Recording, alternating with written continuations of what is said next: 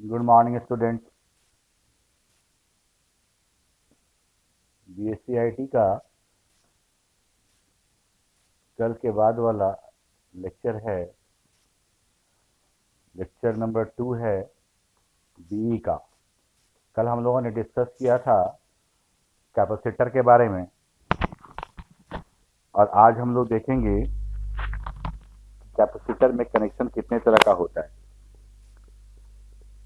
ठीक है, तो कैपेसिटर में जैसे रेजिस्टेंस में हम लोग रजिस्टर का कनेक्शन करते थे पैरेलल और सीरियल, वैसे ही कनेक्शन यहाँ भी होगा। पैरेलल होगा और सीरियल होगा, सीरीज में होगा और पैरेलल होगा। ठीक है, तो ठीक है, तो कैलकुलेशन कैसे करेंगे यहाँ पे। अगर दो C1 और C2 दो कैपेसिटर पैरेलल में जोड़ा हुआ है और उसके इक्विवेलेंट C टोटल है, तो C टोटल का जो मान होगा, उसका जो वैल्यू होगा, वो C1 और C2 के सम के बराबर होगा। जैसे हम लोग रजिस्टर्स को सीरीज वाला कैलकुलेशन करते थे, वो यहाँ पे कैलकुलेशन होगा पैरेलल में कैपेसिटर के केस में। ठीक है, अगर ये दोनों का कैपेसिटेंस अगर हम निकाले, एक अगर 0.2 माइक्रोफैराड का है और एक 0.3 माइक्रोफैराड का है, तो सिंपली हम जोड़ देंगे तो 0.2 प्लस 0.3 0.5 माइक्रोफैराड का मेरा कैपेसिटर होगा अगर पैरेलल में कनेक्ट किया हुआ है। तो आइए सीरियल में देखते हैं। अगर दो सीरीज में कनेक्ट किया हुआ है तो इसको हम लोग सी टोटल कैसे निकालेंगे, तो 1/1/C1 plus 1/C2 plus 1/C2 ऐसे करके हम लोग निकालेंगे, जैसे हम लोग कैपेसिटर रजिस्टर के केस में हम लोग पैरेलल वाला निकालते थे। ठीक है, सीरीज वाला डायरेक्ट जोड़ते थे और पैरेलल वाला में हम लोग यही 1 करके लिखते थे उसको। ठीक है, चलिए ये तो हो गया। आप लोग प्रैक्टिस कीजिएगा, इस पे बहुत सारे सवाल मिलेंगे आपको नेट पे, पैरेलल और सीरीज वाला। इसके बाद फिर हम लोग अब आते हैं, नेक्स्ट टॉपिक है हम लोग का इंडक्टेंस। ये टॉपिक थोड़ा समझने वाला है, थोड़ा बढ़िया समझिएगा, अच्छे समझिएगा।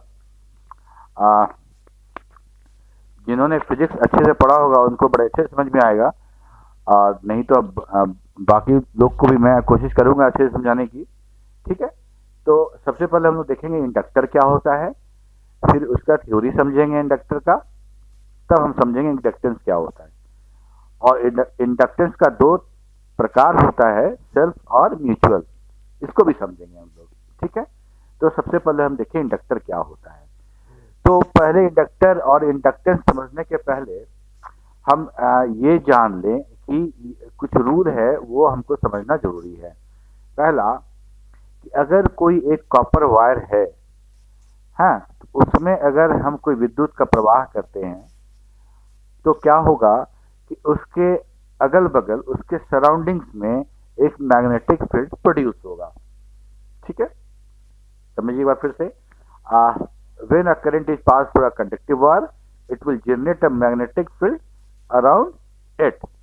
ठीक है, तो अब हम जब इसमें कोई करंट प्रवाह करेंगे तो उसके इर्द गिर्द वो हो सकता है, वो जो मैग्नेटिक फ्लक्स हो वो बहुत कम हो या ज़्यादा हो तो अलग बात है, वो हम डिस्कस करेंगे ही। लेकिन जैसे ही हम लोग उसमें करंट का प्रवाह करेंगे, उसमें मैग्नेटिक फील्ड उसके इर्द गिर्द जनरेट होगा। एक तो रूल नंबर ये समझने वाली बात है। ठीक है, अब रूल नंबर 2 समझते हैं। रूल नंबर 2 ये है कि अगर कोई चालक, कोई कंडक्टर के इर्द गिर्द अगर मैग्नेटिक फ्लक्स है या मैग्नेटिक फील्ड है ऑलरेडी, तो उस मैग्नेटिक फील्ड के कारण उस चालक में, उस कंडक्टर में विद्युत का प्रवाह होगा। फिर समझिए, अगर पहले वाले में हमने बोला कि अगर आप करंट प्रवाह कर रहे हैं, अगर आप करंट प्रवाह कर रहे हैं इसमें, तो इसके इर्द गिर्द मैग्नेटिक फील्ड जनरेट हो जाएगा, प्रवाह विद्युत का और बना मैग्नेटिक फील्ड। ठीक, दूसरे वाले में ये कह रहे हैं कि हम विद्युत का प्रवाह नहीं कर रहे हैं, हम क्या कर रहे हैं कि किसी भी तरह से हम एक मैग्नेटिक फील्ड जनरेट कर रहे हैं उस एक कंडक्टर के सराउंडिंग्स में। अगर एक कंडक्टर के सराउंडिंग्स में अगर मैग्नेटिक फील्ड जनरेट किया जाए तो due to that magnetic field कुछ न कुछ विद्युत का प्रवाह उस कंडक्टर में होगा।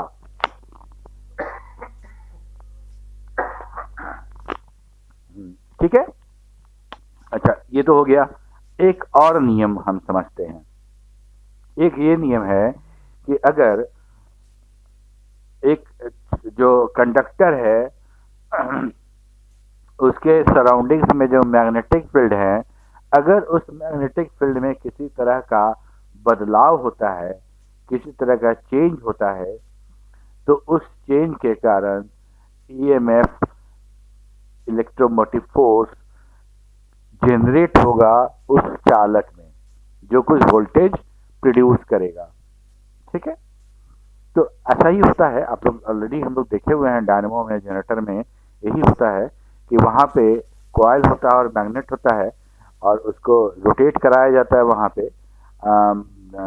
तो जो बोलते हैं ना कि चेंजिंग टाइम वेरिंग फ्लक्स हो, या खैर वो दूसरी बात है। आप समझिए वैसे ही कि अगर मैग्नेटिक फील्ड को चेंज करें हम, है ना, वेरिंग मैग्नेटिक फील्ड अगर होगा तो उसके कारण ईएमएफ प्रोड्यूस होगा उस वायर में। ठीक है। चलिए आगे चलते हैं। समझ लगता है कि आपको समझ में आ गया होगा। ये 3 नियम है, इसको आप समझ लीजिए। ये 3 नियम रहेगा तो बाकी समझना आसान हो जाएगा। पहला तो ये कि विद्युत का प्रवाह होगा तो मैग्नेटिक फील्ड बनेगा, अगर मैग्नेटिक फील्ड है तो विद्युत का प्रवाह होगा उससे। तीसरा कि अगर मैग्नेटिक फील्ड को चेंज करते हैं तो उससे जो ईएमएफ बनेगा वो एक विद्युत में उसमें प्रवाह करेगा। ठीक है। ठीक। अच्छा, इंडक्टर क्या होता है? इंडक्टर, वैसे किसी भी वायर को इंडक्टर बोलेंगे, हाँ, जो टाइम वेरिंग करंट को पास कराने पे वो ईएमएफ अपने आसपास वो जनरेट करे। ठीक है। देखिए, by definition, if a time varying current following through a coil, there is an EMF induced in it. This induced EMF across the coil is directly proportional to the rate of change of the current with respect to the time. Due to this property, inducing EMF, all types of electrical coil can be referred as the inductor. ठीक है, इसको note कर लीजिएगा inductor के definition में। ठीक है। तो अब हम कहना क्या चाह रहे हैं कि वैसा कोई भी जैसे मान लीजिए वो तार जो था, वो तार चूंकि बहुत लंबा था, बहुत दूर तक का था, उसमें जो मैग्नेटिक फील्ड होगा वो बहुत लंबा आएगा। तो हम उसको एक कलेक्टिवली एक जगह इकट्ठा करने के लिए हम उसको क्या करते हैं कि स्प्रिंग की तरह मोड़ देते हैं। तो क्या होगा कि वो तार कंडेंस बनेगा, है ना। तो वो हम लोग करेंगे। हम लोग क्या कह रहे हैं कि जब हम किसी कॉइल में हम अगर करंट पास करा रहे हैं तो वो उसके इर्द गिर्द एक ईएमएफ जनरेट करता है, तो इस प्रॉपर्टी के कारण ही उसको हम लोग इंडक्टर कहते हैं। ठीक है। बाय द वे, इंडक्टर जो है एक एनर्जी स्टोरेज डिवाइस है जो एनर्जी को स्टोर करता है मैग्नेटिक फील्ड के रूप में। ठीक है। आप जैसे आप देखिएगा, चोक होता है जो हम लोग एसी में इस्तेमाल करते थे, पहले ट्यूबलाइट में भी चोक लगता था, और अभी बहुत सारा हाइड्रोजन वालोजन लैम्प जो होता है उसमें भी चोक लगता है। अभी बहुत सारे इलेक्ट्रॉनिक कंपोनेंट हैं जिसमें इंडक्टर का यूज होता है, जो कि कुछ कुछ चोक जैसा ही है। ये inductor after all energy store करता है मैग्नेटिक फील्ड के रूप में। ठीक है। चलिए आगे बढ़ते हैं। अच्छा, एक चीज और समझने वाली है कि जैसे हम इसको इंडक्टर को हम इसको इंडक्टर मतलब इसे कॉइल जैसा लपेट दिए, तब क्या हो रहा है? आप देखिए कि हम इस साइड से विद्युत का प्रवाह कर रहे हैं। ठीक है। इस साइड से विद्युत का प्रवाह हुआ, ये विद्युत का प्रवाह जब आगे गया और जब यहाँ पे पहुंचा तो यहाँ पे कुछ मैग्नेटिक फील्ड प्रोड्यूस हुआ। ये लाल वाला एरिया जो है that is the magnetic induction, है ना। तो ये जो मैग्नेटिक फ्लक्स जो बना, उस मैग्नेटिक फ्लक्स के अंदर ये वाला आ, जो आ, जो टर्न है, ये इसके अंदर आया। तो अभी क्या बोले थे कि मैग्नेटिक फ्लक्स होगा तो बिजली पैदा होगी, और बिजली है तो मैग्नेटिक फ्लक्स पैदा होगा। तो पहला रूल तो यहाँ लग रहा है कि अगर इसमें बिजली है तो यहाँ मैग्नेटिक फील्ड बन रहा है यहाँ पे, ठीक है। रूल नंबर 2 यहाँ पे लग रहा है, इस सेकंड वाले पे, कि मैग्नेटिक फील्ड है यहाँ पे तो यहाँ बिजली बनेगी, ठीक है। तो ये जो इलेक्ट्रिक जो बनेगा यहाँ पे, जो वोल्टेज जो पोटेंशियल डिफरेंस बनेगा, वो इसके अगेंस्ट होगा, इसके अगेंस्ट होगा। तो क्या होगा कि यहाँ जो विद्युत पास हो रहा है उसको ये उसके अपोजिट डायरेक्शन में ये विद्युत होगा। तो जो फाइनल जो विद्युत पास होगा यहाँ से, वो दोनों का रिजल्टेंट होगा। कहने का मतलब ऐसा समझिए कि अगर मान लीजिए यहाँ से हम 4 वोल्ट का करंट बना रहे पास कर रहे थे 4 वोल्ट, ठीक है। और 4 वोल्ट के कारण जो मैग्नेटिक इंडक्शन जो बन रहा था, मैग्नेटिक फील्ड बन रहा था, उससे इस वाले में अगर 0.5 वोल्ट बना होगा अपोजिट डायरेक्शन का, तो वो इसको मिनिमाइज करेगा। तो इधर से हमको जो वोल्टेज मिलेगा वो 3.5 वोल्ट ही मिलेगा, ठीक है। तो इसीलिए हम कहते हैं कि एक इंडक्टर वोल्टेज को रिटेन करता है और वोल्टेज पास नहीं होने देना चाहता है। अगर वोल्टेज पास कराते हैं तो वो उसको उसके खिलाफ, उसके विरुद्ध वो रुकावट पैदा करता है, ठीक है। साथ में एक चीज़ और समझना है कि चूंकि हम लोग बार बार बोल रहे हैं टाइम वैरिंग करंट, टाइम के साथ वैरी करने वाला करंट, ठीक है। तो अगर टाइम के साथ वैरी करने वाला करंट वो एसी करंट ही होता है, आपको पता ही है, ठीक। तो जैसे जैसे करंट वैरी करेगा वैसे वैसे हमारा मैग्नेटिक फ्लक्स, मैग्नेटिक फील्ड भी वैरी करेगा। और जैसे जैसे मेरा मैग्नेटिक फील्ड वैरी करेगा वैसे वैसे जो ईएमएफ है वो भी वैरी करेगा, ठीक है। तो एक समय आएगा जब धीरे धीरे धीरे धीरे ईएमएफ जो है फाइनल स्टेज पे पहुंच जाएगा। वहां के बाद वो न बढ़ेगा न घटेगा। तो क्या होगा कि मेरा वोल्टेज, तब मेरा वोल्टेज पूरा का पूरा वोल्ट मिलेगा तब, क्योंकि इंड्यूस ईएमएफ विल बी 0, ठीक है। एक बार फिर से समझते हैं। करंट जो हम पास कर रहे हैं वो करंट टाइम के साथ चेंज कर रहा है, चेंज हो रहा है। अगर वो करंट टाइम के साथ चेंज हो रहा है तो मैग्नेटिक फील्ड भी उसके अकॉर्डिंग चेंज होगा। जब मैग्नेटिक फील्ड उसके अकॉर्डिंग चेंज होगा तो उसके कारण इंड्यूस ईएमएफ भी चेंज होगा।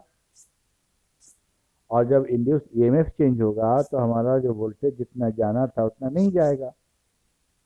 तो धीरे धीरे हमारा जो करंट जब स्टेबल होगा, जब करंट का जो चेंज है वो नहीं होगा, अगर एक लिमिट में जब हो जाता है, तो उसके बाद क्या होगा कि मेरा ईएमएफ भी, मैग्नेटिक फील्ड भी, क्योंकि टाइम वैरी के साथ वैरी करना बंद हो जाएगा तो मैग्नेटिक फील्ड भी वैरी करना बंद हो जाएगा, वो भी नहीं बनेगा, उसके चलते इंड्यूस ईएमएफ भी नहीं बनेगा।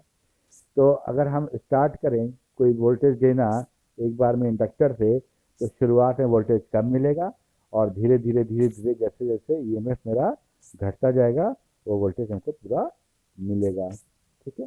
हम लोग इसको टाइम में जो ग्राफ जो बनाते हैं उसमें वो दिखाते हैं कि स्ट्रेट लाइन ना होके वो ओवल वाला होता है। शुरू में कम करंट गया, फिर धीरे धीरे करंट बढ़ता चला गया, ठीक है।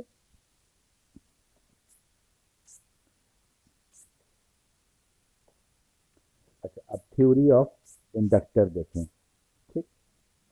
A current through a conductor produces a magnetic field surround it, जो कि हम लोगों ने देखा अभी।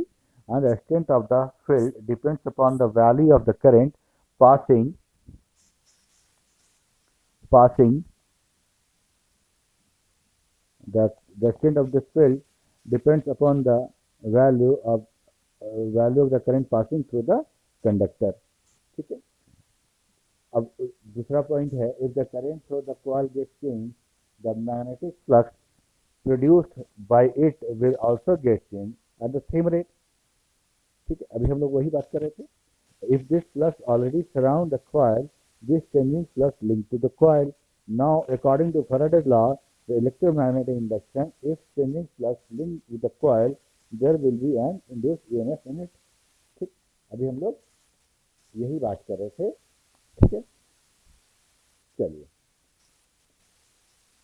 As per the Lenz's law, this induced EMF opposes the current passing the conductor, that is the induced EMF is the opposite of the applied voltage across it. ठीक है, फिर से आप देखिएगा वीडियो को दोबारा, आपको समझ में आ जाएगा. जो वोल्टेज पास होगा उसका ईएमएफ मैग्नेटिक फील्ड जनरेट होगा. मैग्नेटिक फील्ड में जो भी कंडक्टर होंगे वहाँ पे ईएमएफ जनरेट होगा. ईएमएफ एक वोल्टेज जनरेट करेगा जो उसका अपोजिट डायरेक्शन का होगा. जो एक बहते हुए करंट को के उल्टी डायरेक्शन में होगा तो उसको वो कंपनसेट करेगा और रिजल्टेंट ही पास होगा. ठीक है. अच्छा, अब इंडक्टेंस क्या हुआ.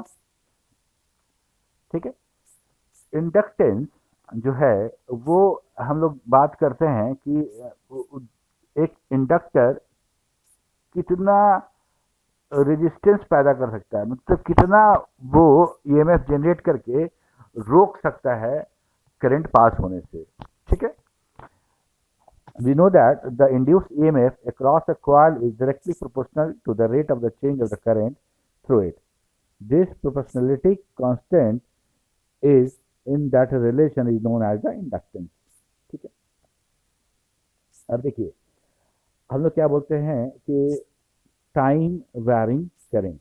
ठीक है, तो अगर हम टाइम वैरिंग करंट है तो di/dt जो करंट जो टाइम के अनुसार चेंज हो रहा है उसको हम लोग दिखा रहे हैं di/dt से. तो जो वोल्टेज है जो इंड्यूस होने वाला है वो डायरेक्टली प्रोपोर्शनल है टाइम वेरिंग करंट का di/dt. ठीक है, तो उसको हम लोग लिखते हैं B बराबर -L. माइनस इसलिए कि ईएमएफ जो होगा वो उल्टी डायरेक्शन में होगा, निगेटिव होगा, इसलिए L.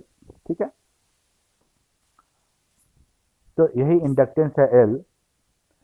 क्योंकि हम लोग equation proportionally constant L use कर रहे हैं di/dt और L को हम लोग निकाले तो vi/di/dt. That is the L is the inductance, जिसको हम लोग क्या बोलते हैं कि inductance L is actually a measure of an inductor resistance to the change of current following through the circuit. ठीक है. So in other words, inductance is the name given to the property of the component that opposes the change of the current flowing through it. ठीक है, एक property है जो current को flow जो हो रहा है उसके अगेंस्ट वो काम करती है और वो नहीं चाहती है कि करंट फ्लो हो. ठीक है, चलिए इसका यूनिट क्या होता है. इसका यूनिट है हेनरी. एच से हम लोग दिखाते हैं इसको. ठीक है, और यहाँ पे हम लोग क्या देखे हैं कि वोल्टेज बटा di/dt ये है हमारा इंडक्टेंस. ठीक, तो यहाँ पे देखिए हम लोग क्या बात कर रहे हैं कि अगर when the current flowing through a coil changes at the rate of 1 ampere per second, that is di/dt, and the change induced voltage to 1 volt, then inductance will be 1H. तो 1 वोल्ट बटा di/dt equal to 1/1, that is the L बराबर 1. ठीक है, V equal to voltage 1 ampere and di/dt is di/dt is the 1 ampere per second, that is the change of the rate of the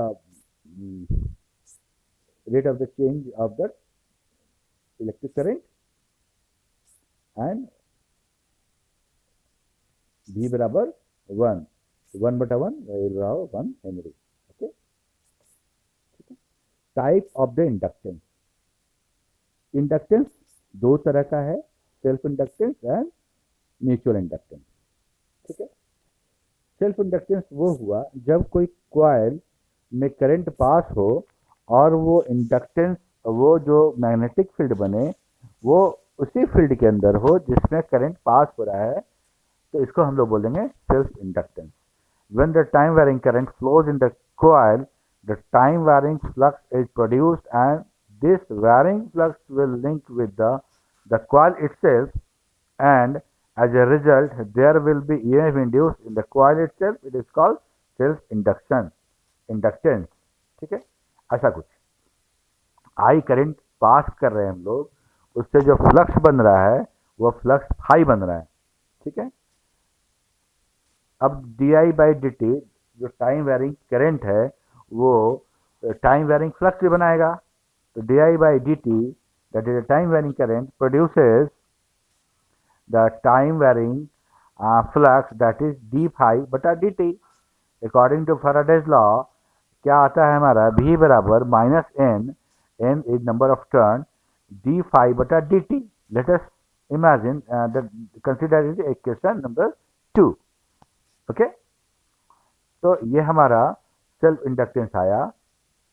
अब देखिए combining 1 and 2 हम लोग जो निकाले थे, एल आई डी टी बटा एन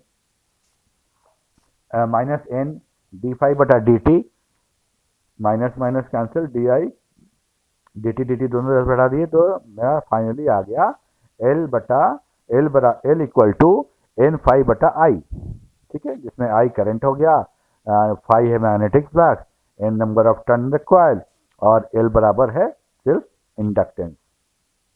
ठीक है, अब म्यूचुअल इंडक्टेंस के बारे में देखें। म्यूचुअल इंडक्टेंस तब होगा जब करंट किसी कॉइल में हो, उसके इंडक्शन से कोई और कॉइल कनेक्ट हो जाए, जैसे प्राइमरी और सेकेंडरी कॉइल होता है वैसा कुछ, है ना। When time varying current flow in a coil, it produces time varying flux. This time varying flux may link with another nearby coil. Due to this flux linkage, there will be an induced EMF in the second coil. This type of inductance is called mutual inductance। Okay, कुछ ऐसा देखिए, दो coil है N1 and N2 है, N1 and N2, coil number 1 and coil number 2। 1 जो है वो current हम नंबर 1 के कॉइल में पास कर रहे हैं, वो 5 बन रहा है।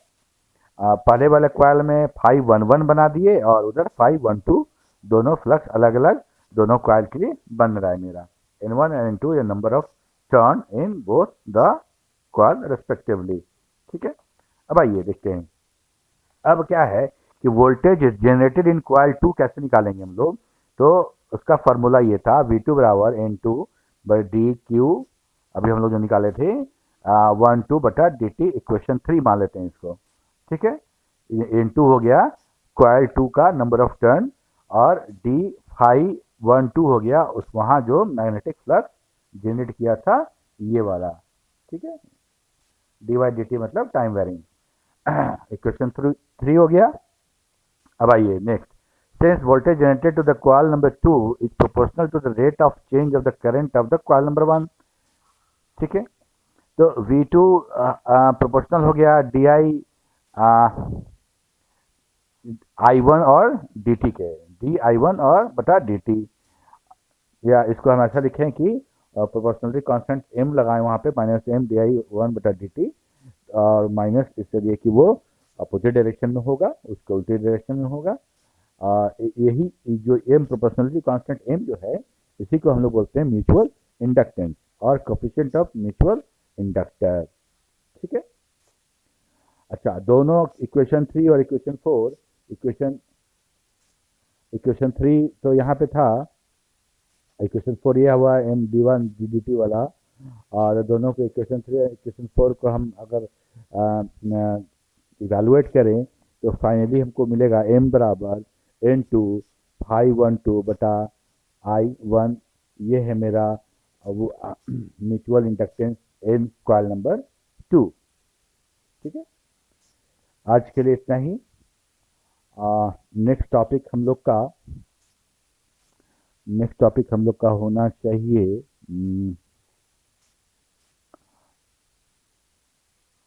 थ्योरी ऑफ पीएन जंक्शन, और एक थोड़ा सा रिकैप होगा सेमीकंडक्टर का, और उसके बाद हम लोग बात करेंगे पीएन जंक्शन के बारे में। ठीक है, तब तक के लिए थैंक यू।